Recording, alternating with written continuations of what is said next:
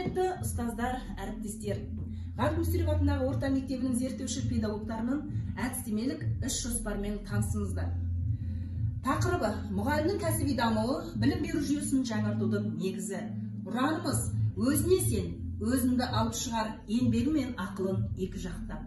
Мақсаты: мұғалімдердің кәсіби мен шығармашылық деңгейін көтеріп, ұлттық сана сезімін дәріптеу арқылы оқу тәрбие үрдісінің сапасын арттыру.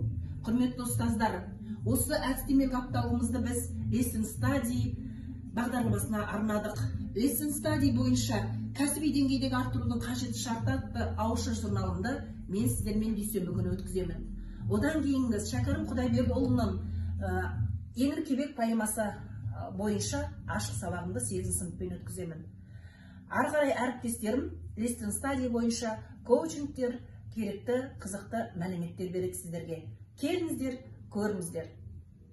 Құрметті әріптестер, зерттеуші педагогтар апталығының жоспары негізінде сабақты зерттеу тәсілінің көмегімен мұғалімдердің кәсіби тұрғыдан дамуы атты коучингке шақырамын, және осы тұрғыда 4-ші А сыныбында әдебиеттік оқу пәнінен өтетін ашық сабағыма шақырамын.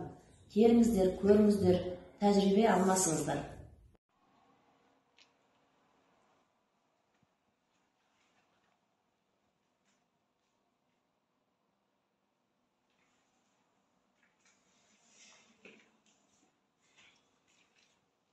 Құрметті әріптестер, мен сіздермен сабақты зерттеу, іс тәжірибедегі өзгерістерді басқару тәсілі тақырыбындағы Lesson Study коучинг сабағын өткіземін. Сонымен қатар 5-ші сыныпта сақтар туралы мәліметтер тақырыбында ашық сабақ өткіземін. Бұндағы оқу мақсаты ежелгі мемлекеттік бірлестіктерінің құрылуын білу.